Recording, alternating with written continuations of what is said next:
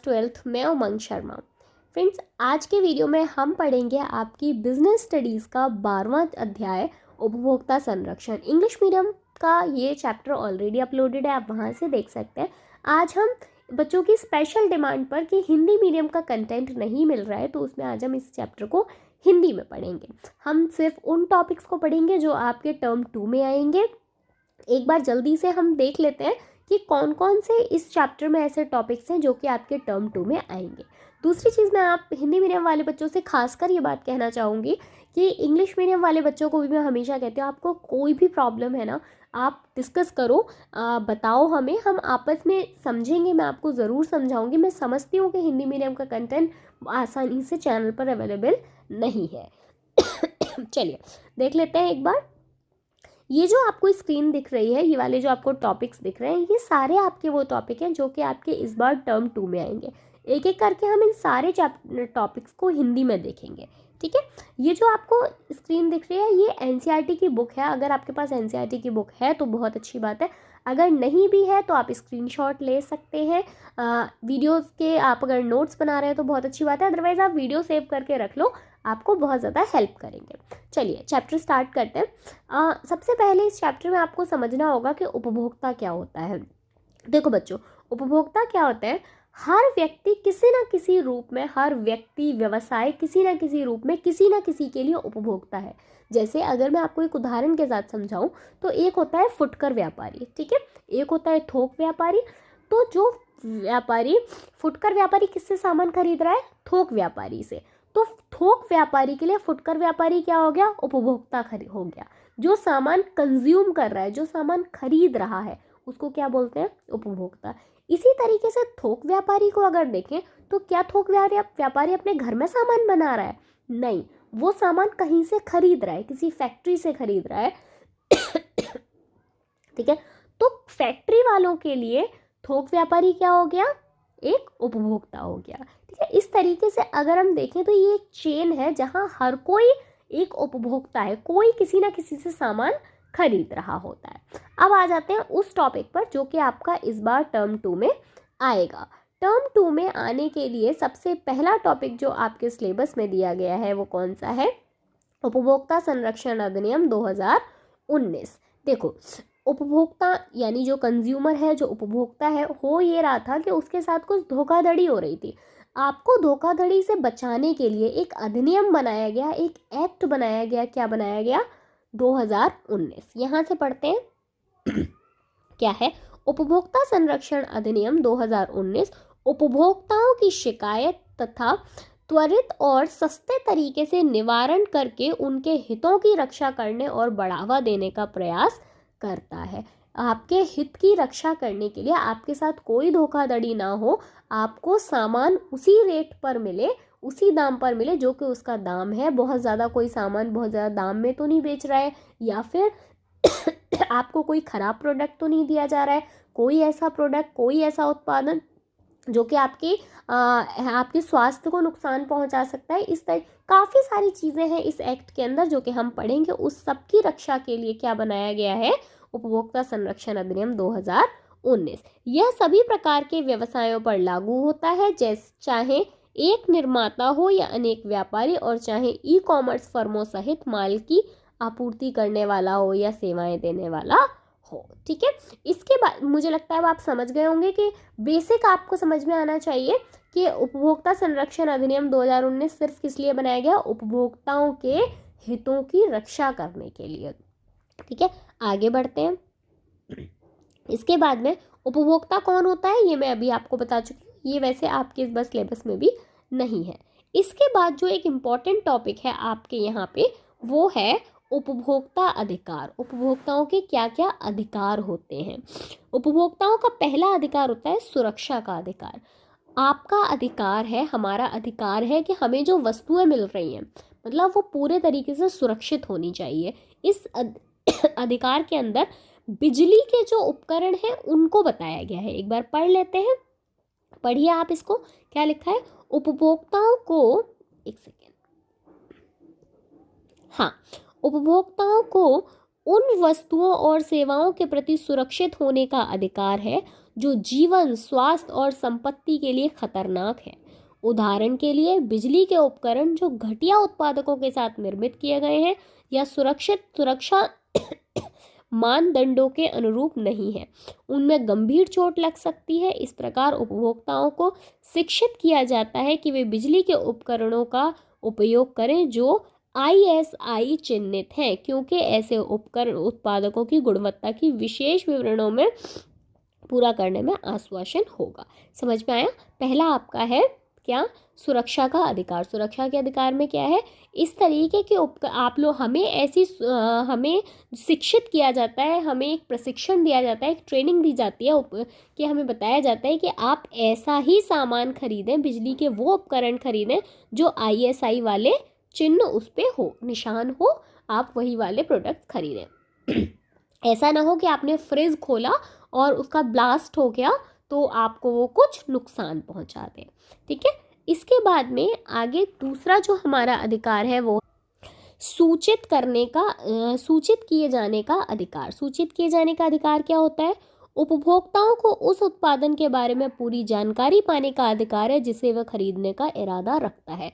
आप किसी चीज़ को खरीदने गए हैं, मान लीजिए आप एक टीवी खरीदना चाहते हैं, एक टेलीविज़न खरीदना चाहते हैं, आपके पास पूरा अधिकार है उस टीवी के बारे में सारी जानकारी जानने का, जिसमें उत्पादन के संगठन, निर्माण की तिथि, यानी ये टीवी कब बनाई गई थी, इसकी मैन्युफैक्चरिंग डेट क्या है, ये मैं जस्ट एग्जांपल दे रही हूँ, उसका कितना प्राइस है, क्वांटिटी कितनी है, उपयोग के लिए निर्देशन मतलब इसे कैसे चलाना है, वो सारी चीज़ें आपको बताई जाएंगी। ठीक है। इसके बाद में इसका जो आपका नेक्स्ट अधिकार है वो है आश्वस्त होने का अधिकार। क्या होता है? उपभोक्ता को प्रतिस्पर्धी कीमतों पर विभिन्न प्रकार के उत्पाद पाने की स्वतंत्रता है। इसका तात्पर्य यह है कि गुणवत्ता, ब्रांड, कीमतों, साइज आदि के संदर्भ में कई तरह के उत्पाद प्रस्तुत करने चाहिए और उपभोक्ता को इसमें चुनाव का विकल्प देना चाहिए। देखो, आश्वस्त होने का अधिकार से मतलब यह है, आप जैसे टीवी खरीदने जाते हैं तो आपको मार्केट में कितनी सारी कंपनीज की टीवी अवेलेबल है ना? तो आप क्या करते हैं कि आपको पूरा अधिकार है उन सारे डिफरेंट मॉडल्स में, डिफरेंट कंपनीज में सबका आप प्राइस चेक करो, आप सबकी क्वालिटी चेक करो, आप उस क्वालिटी में, उस प्राइस में आपको जो बेस्ट चीज़ मिल रही है आपको उसको खरीदने का पूरा अधिकार है। इसके बाद में आपका अगला जो अधिकार है वो है यहाँ पे सुनवाई का अधिकार। सुनवाई का अधिकार क्या होता है? देखिए यहाँ पे उपभोक्ता को किसी वस्तु या सेवा से असंतोष के मामले में शिकायत दर्ज करने और सुनवाई का अधिकार होता है। इस कारण से कई प्रबुद्ध व्यवसायी फर्मों ने अपने उपभोक्ता सेवा शिकायत प्रकोष्ठ स्थापित किए हैं। कई उपभोक्ता संगठन भी इस दिशा में काम कर रहे हैं। अगर आपने कोई प्रोडक्ट खरीदा और आप उस प्रोडक्ट से सेटिस्फाइड नहीं है, आप उस प्रोडक्ट को रिटर्न करने जाते हैं, आप उसे वापस करने जाते हैं और जो मतलब जिस दुकान से आपने लिया है, जिस उपभोक्ता से आप जिस उत्पादक से आपने लिया है, अगर वो आपकी बात को नहीं मान रहा है, नहीं सुन रहा है, तो आपको क्या करना है? आप उसके लिए उपभोक्ता संरक्षण अधिनियम 2019 में भी जा सकते हो और उसको आपकी बात सुननी ही पड़ेगी अगर आप उससे सेटिस्फाइड नहीं हो तो। अगला आपका अधिकार क्या है? निवारण पाने का अधिकार। उपभोक्ता को यह अधिकार है कि यदि उत्पाद या सेवा में उसकी अपेक्षाओं की तुलना में कमी रहती है तो उसे अनुचित व्यापार पद्धति की, प्रतिबंधी व्यापार पद्धतियों या अनैतिक शोषण के खिलाफ राहत पाने का भी अधिकार है। देखिए, निवारण पाने, अगर आप प्रोडक्ट से खुश नहीं हैं तो आप जाओ वहाँ पे शॉप पे, बात करो, आपको पूरा अधिकार है कि वो आपको इस चीज़ का कुछ ना कुछ सॉल्यूशन निकाल के देंगे। जैसे आप कोई मोबाइल लेकर आए, आपको कोई फीचर उसमें समझ नहीं आ रहा है, ठीक है, अगर आपको कोई फीचर समझ नहीं आ रहा है उसमें, तो आप दुकान पर जाके उस फीचर के बारे में सारी जानकारी ले सकते हो और वो जानकारी मतलब आपकी उस समस्या का निवारण कि मुझे ये फीचर समझ नहीं आ रहा है, ये पूरा आपका अधिकार है कि वो आपको सारी चीज़ बताएंगे कि हाँ ये फीचर कैसे कैसे काम करता है। ठीक है, इसके बाद में ये हो गए आपके 5। पहला कौन सा है? सुरक्षा का अधिकार। दूसरा सूचित किए जाने का अधिकार। तीसरा आश्वस्त होने का अधिकार। अगला है सुनवाई का अधिकार, निवारण पाने का अधिकार, और अगला है उपभोक्ता शिक्षा का अधिकार। क्या होता है भाई उपभोक्ता शिक्षा का अधिकार? पढ़ो यहाँ से। हाँ, उपभोक्ता को ज्ञान प्राप्त करने और जीवन भर एक अच्छा जानकार उपभोक्ता होने का अधिकार है। उसे किसी उत्पाद या सेवा के उसकी अपेक्षा से कम होने की स्थिति में अपने अधिकारों और उपलब्ध राहतों के बारे में जानकारी होनी चाहिए। देखिए होता क्या है, अगर आप कोई प्रोडक्ट खरीदने जा रहे हो, ठीक है, तो समय समय पर कंज्यूमर के लिए ट्रेनिंग भी चलाए जाते हैं, मतलब ट्रेनिंग प्रोग्राम्स भी चलाए जाते हैं जिनमें आपको प्रोडक्ट्स के बारे में पूरी जानकारी दी जाती है। साथ ही आपको, अगर आपने कोई प्रोडक्ट खरीदा और आपकी जो अपेक्षाएं थी, आपकी जो एक्सपेक्टेशंस थी उस प्रोडक्ट से, पहले तो आप वहाँ पर सारी चीज़ें पूछ सकते हैं। अगर फिर भी वो वहाँ पर कम निकलती हैं, वो नहीं है जैसा प्रोडक्ट आपको चाहिए था, तो आपके पास अधिकार है कि आप क्या कर सकते हो, उसकी पूरी जानकारी उस प्रोडक्ट के बारे में ले सकते हो। और कोई भी आपको ये नहीं कह सकता कि मैं ये फीचर आपको नहीं समझा पाऊँगा, या मैं आपको ये फीचर नहीं समझाऊँगा, या मैं इस प्रोडक्ट की और जानकारी आपको नहीं दे सकता। ठीक है, तो आपको ये 6 अच्छे से तैयार करने हैं। उसके बाद में अगला टॉपिक जो है आपका उपभोक्ताओं के उत्तरदायित्व। उत्तरदायित्व मतलब उपभोक्ताओं की क्या रिस्पॉन्सिबिलिटीज़ हैं। ये तो क्या बात हो गई, ये तो हमारे अधिकारों के बारे में बात हुई। अगर हमको कुछ अधिकार मिल रहे हैं तो कुछ हमें जिम्मेदारियां भी मिल रही हैं, कुछ उत्तरदायित्व भी हैं हमारे। क्या क्या उत्तरदायित्व है यहाँ से हम पढ़ लेते हैं एक बार। हाँ, देखिए क्या है यहाँ पे। पहला है बाजार में उपलब्ध विभिन्न वस्तुओं और सेवाओं के बारे में जागरूक रहें ताकि एक बुद्धिसंगत और विवेकी विकल्प अपनाया जा सके। मतलब बाजार में जितने भी प्रोडक्ट्स हैं, ठीक है, आपको काफ़ी सारे अधिकार प्राप्त है, लेकिन आप भी तो अपनी आंख बंद करके कोई सामान नहीं खरीद सकते ना, नहीं खरीदोगे ना। जितने भी प्रोडक्ट्स आपको देखा होगा कि जागो ग्राहक जागो, ये वही है। ठीक है, तो आपको भी हमेशा जागरूक रहना है, आपको चीज़ों के बारे में पूरी जानकारी होनी चाहिए। और आप जब भी आप कुछ सामान खरीदने जाते हैं तो आप एक अच्छा विकल्प उसमें से चुनना चाहिए। आपको चुनाव जो है वो एक अच्छे विकल्प का होना चाहिए। दूसरा वाला, केवल मानकीकृत सामान खरीदें। मानकीकृत मतलब जो कि जैसे ISI मार्क की चीज़ें हैं आप उन्हें खरीदें, जो कि रिलायबल चीज़ें हैं आपको बस वो खरीदनी है, क्योंकि वे गुणवत्ता का आश्वासन देते हैं। ISI गुणवत्ता का आश्वासन देती है, उसकी क्वालिटी बहुत अच्छी है। इस प्रकार बिजली के सामानों पर ISI मार्क, खाद्य उत्पादनों पर FPO मार्क, गहनों पर हॉलमार्क आदि। आप किसी से गोल्ड खरीदने अगर जाते हैं, सामान खरीदते हैं, तो आप हमेशा हॉलमार्क वाली चीज़ें खरीदें, ताकि जब कभी आपको रिटर्न करना हो तो क्या होगा, वो उतने ही प्राइस में वापस हो जाता है, या फिर उसकी मेकिंग चार्जेस नहीं लगते हैं। जो भी उनकी पॉलिसीज़ होती हैं वो सारी पॉलिसीज़ का फ़ायदा आपको मिले, ये आपकी जिम्मेदारी है, ये एक उपभोक्ता की जिम्मेदारी है। अगला, उपभोक्ताओं और सेवाओं से जुड़े जोखिमों के बारे में जानें, है ना। निर्माता के निर्देशों का पालन करें और उत्पादन का सुरक्षित उपयोग करें।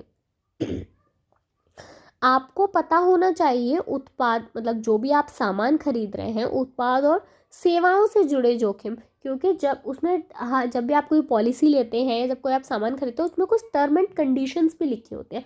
आपको उसी समय उन टर्म एंड कंडीशंस को अच्छे से पता होना चाहिए, क्योंकि बहुत बार क्या होता है कि हम जब कोई प्रोडक्ट खरीद लाते हैं उस पर हमें दुकानदार कुछ बोलता है, ये सिर्फ बोलने की बातें हैं, बट रिटन में जो टर्म एंड कंडीशंस होती हैं वो अलग लिखी होती हैं। फिर हम उस सामान से सेटिस्फाइड नहीं होते और हम जाके रिटर्न करते हैं, तो वो हमें उन टर्म एंड कंडीशंस को दिखाते हैं और हम चाहकर भी कुछ नहीं कर पाते, क्योंकि हमने रिटन टर्म एंड कंडीशन उस टाइम पर नहीं पढ़ी होती है। ठीक है, अगला, लेवल को ध्यान से पढ़ें ताकि कीमत, कुल भार, बनने और उपयोग समाप्ति की तारीखों आदि के बारे में जानकारी हो। आप जो भी उस पर लेवल्स लगे हैं, मतलब जो MRP है, आपसे MRP ज़्यादा तो नहीं ली जा रही है, आपको जितना वज़न बताया गया है, अगर 150 ग्राम वज़न बताया गया है तो वो 150 ग्राम है या नहीं, कहीं ऐसा तो नहीं है कि वो 100 ग्राम की चीज़ है और आपसे पैसा ज़्यादा लिया जा रहा है। और आपको पता होना चाहिए जो आप सामान खरीद रहे हो उसकी मैन्युफैक्चरिंग डेट क्या है और उसकी एक्सपायरी डेट क्या है। इसके बाद में अगला है, यह सुनिश्चित करने के लिए जोर दें कि आपका सौदा संतोषजनक रहे। आपको पता होना चाहिए कि आप जो प्रोडक्ट मार्केट में खरीदने गए हो आप उससे सेटिस्फाइड हो या नहीं। अगर आप उस प्रोडक्ट से सेटिस्फाइड नहीं हो तो आप उस प्रोडक्ट को तब तक मत खरीदो। देखो, मार्केट में जितने लोग हैं वो तो चाहेंगे कि आप उनके सामान को खरीद लो, है ना, उनके सामान को उस टाइम उनसे ले लो, लेकिन जब तक आप संतोषजनक ना हो, जब तक आप सेटिस्फाइड ना हो, आपकी सारी जो भी नीड्स है, जो भी ज़रूरतें हैं वो फुलफिल ना हो, तब तक आप सामान मत खरीदो। अपने लेन देन में ईमानदार रहें, केवल वैध वस्तुओं और सेवाओं को चुनें और कालाबाजारी, जमाखोरी आदि जैसी अनैतिक पद्धतियों को हतोत्साहित करें। एक उपभोक्ता ईमानदार होना चाहिए। अगर आप कोई ऐसी चीज़ खरीद या बेच रहे हैं जो कि सरकार की नज़रों में इलीगल है, गैर कानूनी है, आप उसके लिए कहीं कोई रिपोर्ट दर्ज नहीं करा सकते क्योंकि वो सरकार की नज़रों में एक अनैतिकता है। ठीक है, तो आप मतलब वैध काम करें, सारे वैध वस्तुएं खरीदें, सेवाएं जो हों वो वैध हों। अब आप मतलब मैं एक एग्जांपल के साथ समझाऊं कि ऐसा नहीं है कि अगर आप मार्केट से ड्रग्स खरीद रहे हैं तो उसके ऊपर अगर आपको वो कुछ नकली सामान दे दिया गया तो आप उसकी कहीं रिपोर्ट दर्ज करा सकते हैं, आप वो नहीं कर सकते। अगला, वस्तुओं या सेवाओं की खरीद पर नकद मेमो देने के लिए कहें, यह खरीद के प्रमाण के रूप में कार्य करेगा। हमेशा क्या बोला जाता है, आप उनको बोलो कि भैया आप मुझे इसका बिल निकाल कर दो, क्योंकि जब आप बिल ले लेते हो तो आपके पास एक प्रूफ होता है ना। तो आप या हमारी जिम्मेदारी है कि हम इन चीज़ों को ध्यान में रखें। अगला, खरीदे गए सामान या सेवाओं की गुणवत्ता में कमी के मामले में एक उपयुक्त उपभोक्ता मंच इस पॉइंट को रहने दें, ये 7 पॉइंट्स, ठीक है। इसके बाद में और भी पॉइंट्स है क्या, नीचे देख लेते हैं एक बार। हाँ, और पॉइंट्स हैं, इनको भी देख लेते हैं एक बार। आपको इनमें जितने भी पॉइंट याद रहे आप उन्हें लिख देना, ठीक है। उपभोक्ता समिति बनाएं जो उपभोक्ताओं को शिक्षित करने और हितों की सुरक्षा में सक्रिय।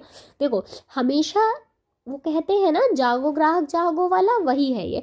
आपको कुछ ट्रेनिंग सेंटर्स बनाने चाहिए। हम क्या होना चाहिए, हमेशा सोसाइटी में इस तरीके के कैंप, इस तरीके के कैंपेन्स चलते रहने चाहिए जिसमें उपभोक्ता अपने सवालों के जवाब ढूंढ सके, किसी से पूछ सके, किसी से उसको कोई दिक्कत है, वो जागरूक होना चाहता है तो वहाँ पर अपने हितों के बारे में उसको पता होना चाहिए। हम में से बहुत सारे लोग हैं जिनको अपने हितों के बारे में ही नहीं पता है। आगे, पर्यावरण का सम्मान करें और अपशिष्ट कूड़ा कचरा फैलाने और प्रदूषण को बढ़ाने से बचें।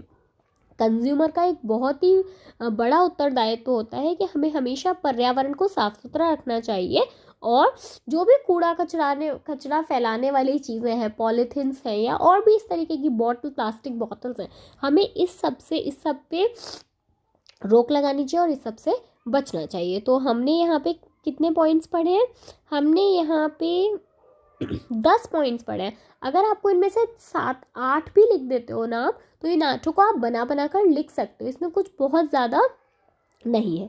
अब इस वाले चैप्टर में आपके 2 टॉपिक्स और रह जाते हैं जो कि आपके आएंगे। एक तो आपका उपभोक्ता संरक्षण के अंतर्गत निवारण अधिकरण एजेंसियां रह जाती हैं और दूसरा एक आपका रह जाता है यहाँ पे उपलब्ध राहत। ये दिख रहा है ना आपको, उपलब्ध राहत। ये 2 टॉपिक्स हम कवर करेंगे अगले वीडियो में। अगर आपको वीडियो अच्छी लगी है, मैंने कोशिश की है आपको सरल से सरल शब्दों में समझाने की, तो आप वीडियो को लाइक कर देना और सेकंड पार्ट आपको जल्दी से जल्दी मिल जाएगा। आप मुझे कमेंट करके बताओ आपको वीडियो कैसा लगा है, तभी मैं आपको आगे वाला वीडियो दूंगी, ठीक है। मिलेंगे नेक्स्ट वीडियो में, तब तक के लिए bye, thank you so much, all the best.